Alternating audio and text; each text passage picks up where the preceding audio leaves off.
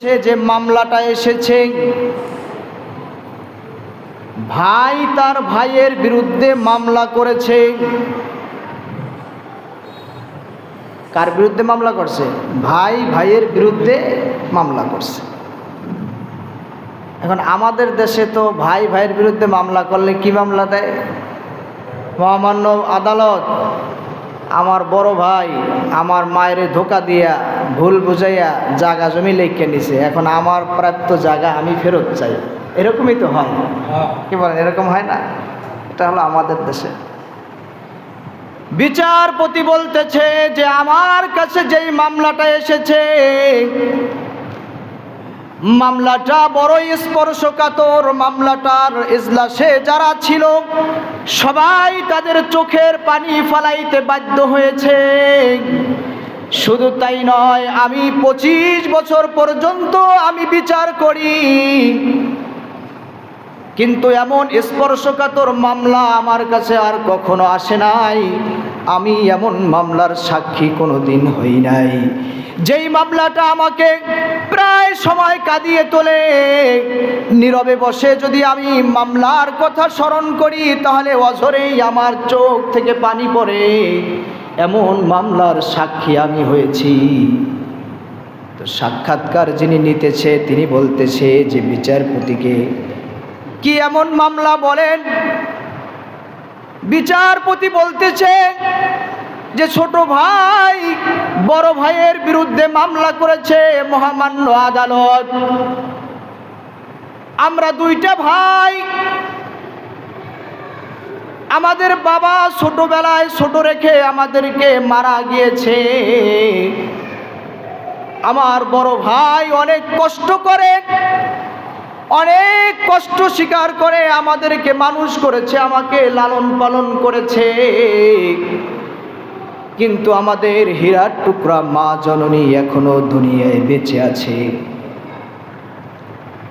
মহামান্য আদালত, আমার ভাই আমাকে লেখাপড়া শিক্ষা দিয়েছে, আমি এখন বড় চাকরি করি, ভালো স্থানে আমি থাকি। আমার ভাই সে গ্রাম্য মানুষ, এখনো গ্রামেই থাকে। কিন্তু মহামান্য আদালত, আমার অভিযোগ হলো আমাদের মা দুঃখিনী এখনো বেঁচে আছে। মা 17টা বছর পর্যন্ত বিছানাগ্রস্ত হয়ে গেছে, অসুস্থ, চলাফেরা করতে পারে না।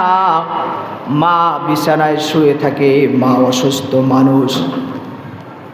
17টা বছর পর্যন্ত আমার বড় ভাই আমার মায়ের পায়খানা প্রস্রাব সাফ করে, আমার মায়ের দেখাশোনা করে। মহামান্য আদালত, আমি বহুতবার আমার ভাইয়ের কাছে গিয়েছি যে ভাই তোমার ছোট্ট ঘরে তুমি থাকো, এই ঘরে মাকে নিয়ে থাকতে হয়তো তোমার কষ্ট হয়, মাই আমি তোমার কাছে আবেদন করি মাকে একটু তুমি আমার কাছে দিয়ে দাও, আমি একটু মায়ের খেদমত করে জান্নাত হাসিল করি। কন্যা সুবহানাল্লাহ। বারবার বলার পরেও মহামান্য আদালত আমার ভাই আজ পর্যন্ত আমার কাছে আমার মাকে দেয় না। তাই আমি বাধ্য হয়েছি আদালতের শরণাপন্ন হওয়ার জন্য যে আমার ভাই ছোটবেলা থেকে আমাদেরকে কষ্ট করে মানুষ করেছে, দীর্ঘদিন পর্যন্ত মায়ের খেদমত করে করে আমার ভাই জান্নাতের দরজা খুলে ফেলেছে, কিন্তু আমার বড় আফসোস যে আমি জান্নাতের দরজা খুলতে পারি নাই। মহামান্য আদালত, তাই আমি আপনার শরণাপন্ন হয়েছি যে আদালত আমাকে রায় দিয়ে আমার মাকে যেন খেদমত করার সুযোগ আমাকে করে দেয়। কন্যা সুবহানাল্লাহ। বিচারপতি বলে, যেহেতু অভিযোগ এসেছে, মামলা এসেছে, তাই তার মা এবং বড় ভাইকে আদালতে ডাকা হয়েছে। 3 ভাই, 2 ভাই এবং তাদের বৃদ্ধ মাকে নিয়ে তারা আমার ইজলাসের মধ্যে এসেছে। আমি জিজ্ঞাসা করলাম, বলো তোমাদের মামলার এই যে ইজলাসে যা লিখেছ সত্য নাকি?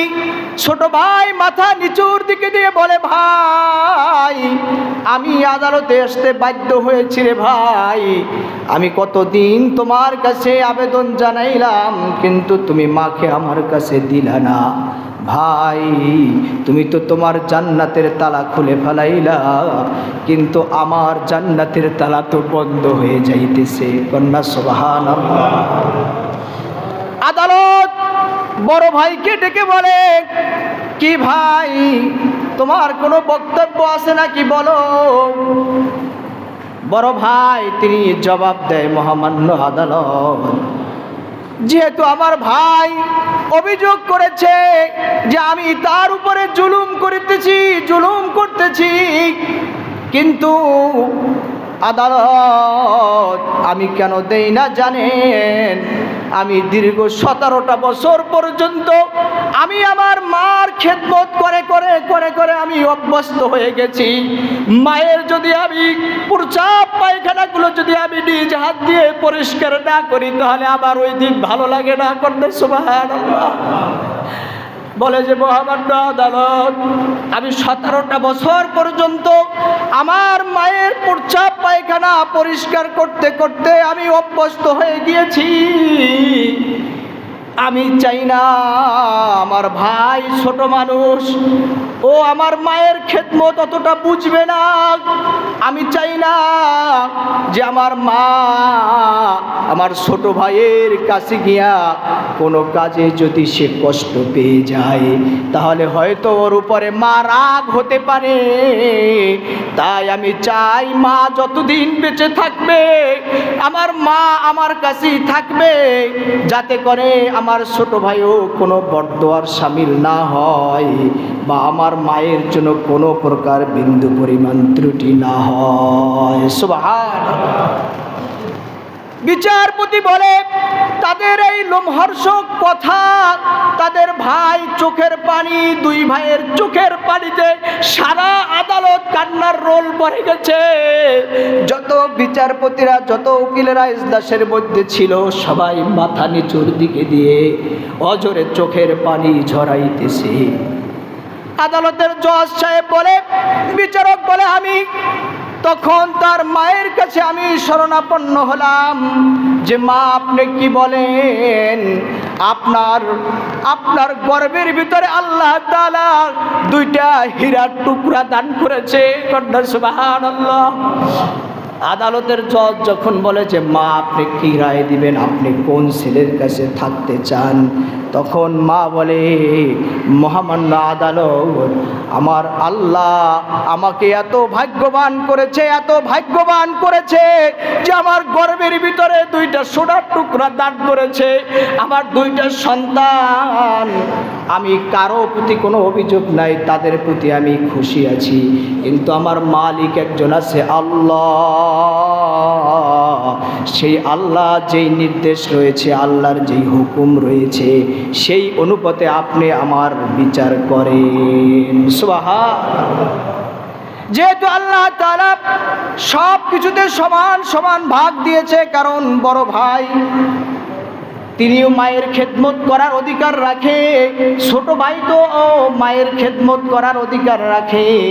তাই আদালত বলে যে যাও, রায় দেওয়া হলো, তোমার ভাইয়ের কাছ থেকে তোমার মাকে তুমি নিয়া জান্নাতের দরজা খুলে ফেলো। কন্যা সুবহানাল্লাহ।